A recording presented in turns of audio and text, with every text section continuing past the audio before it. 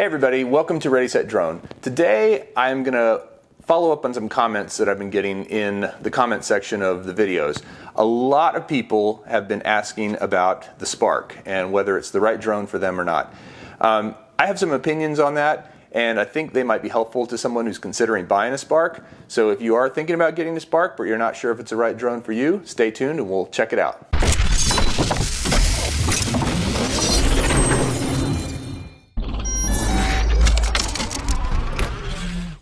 Let's start with the pros of the DJI Spark. Number one, the price to quality ratio is amazing. You're getting a really high quality little quadcopter.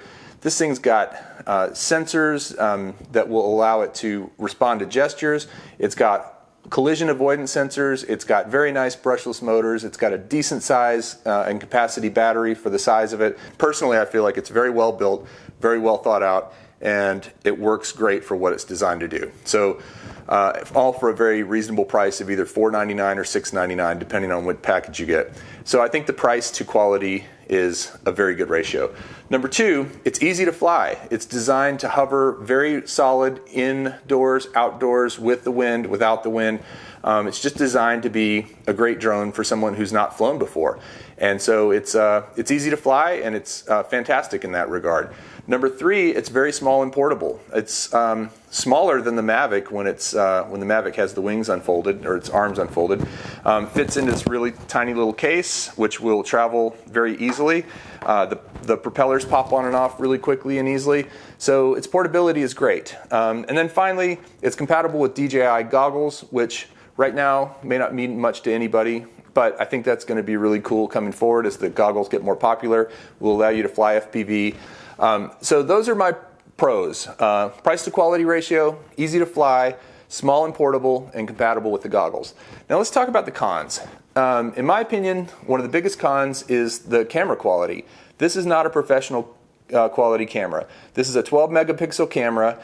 It only does 1080, which is great. 1080 at 30 frames, but it can't go up to 4K. It can't go up to 60 frames per second. I don't even think it'll do 24 frames per second. I think you're stuck at 1080 30, which is fine for a lot of applications, but if you're a professional, that's not going to cut it. And then finally, it's a 2-axis gimbal, which means it's not going to have the same amount of stabilization as a 3-axis gimbal on bigger drones. Almost all bigger drones have a 3-axis gimbal with the gimbal.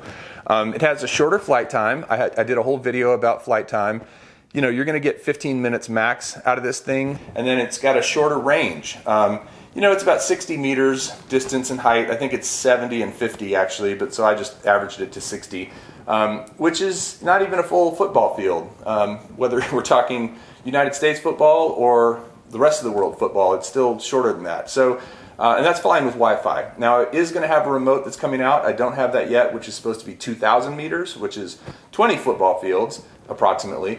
But that isn't out yet, number one, and that's still shorter than, say, a Mavic or I think even a Solo flies further than that. My point being that you won't be able to fly it very far away. So all of that said, let's talk about who the Spark is good for, in my opinion.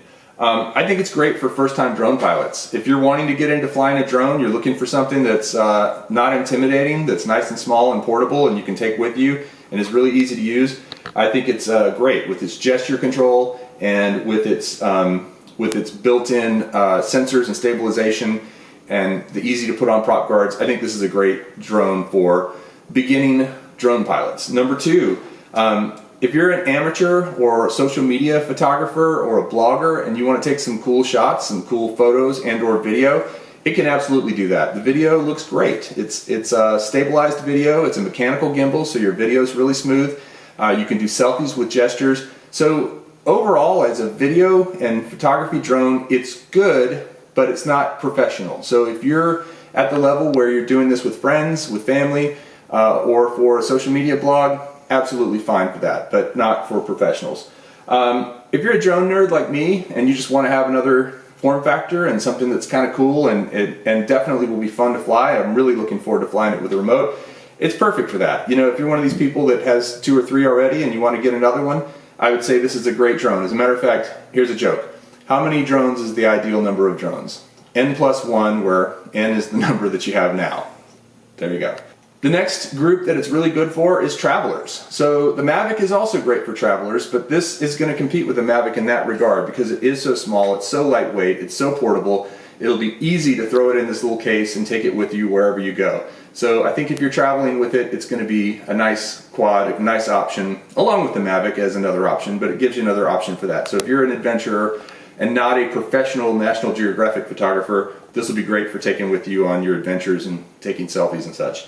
And then finally, budget-conscious consumers. This thing is the lowest price point for a DJI product. If you want a DJI product, if you want to spend $500 to $700 and you want a good quad, this is a good choice for you, and you don't have to drop $1,000 on a Mavic Pro. And by the way, $700 gets you the one with the remote and a spare battery and the charging case and a bunch of other stuff. So you know, the $500 one gets you what I have, which is basically the quad by itself. No charging case and one battery, and so you kind of have to weigh those options. If you spend $1,000 on a Mavic, that's great, but you still have to buy spare batteries, and so you're going to end up spending $1,200, $1,400 by the time you get all the Mavic and its accessories and everything. So that's who the Spark is good for. Now let's talk a minute about who the Spark is not good for, in my opinion. First of all, as I said before, professional photographers.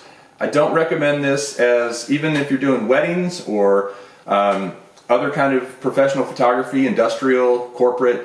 I don't think this is a great quad for that because of the limitations of the camera and the gimbal. It's good, you know, good enough, as I said, for bloggers, but I wouldn't do it as a professional photographer. Number two, if you're doing this for, if you're buying a drone for industrial purposes like mapping or inspections, this is not your drone. It doesn't have enough range, it doesn't have enough flight time, and the resolution of the images isn't going to be high enough for you to do too many useful things with it. So I would say if you're doing any sort of industrial mapping, inspections, or other industry related things, I would not use the Spark. I would not recommend it. I think there's a lot of parents who might want to buy this for the young children. I wouldn't. You know, it's not a, it is a toy, but it's not a toy. You know, it's something that needs some training and someone who's mature enough to fly it and not crash it into people. It still could hurt something even though it's small.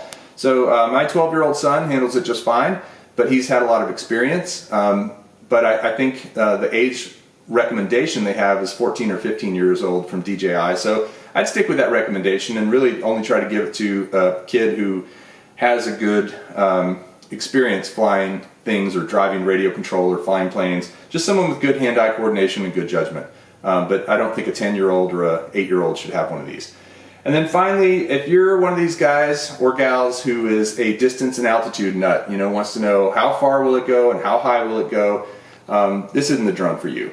It's really designed to be flown around in close proximity. It's designed to take selfies. It's designed to take photos of friends. It's designed to be flown indoors. It's not designed to be flown 6 miles away at, you know, 8,000 feet. That's a bit of an exaggeration, but just taking that into account, this isn't a drone for that purpose. It's really for nearby, even with the remote control. I feel like you could fly it in sport mode, but you're not going to have, you know, fly it on a football field. Don't fly it over miles and miles.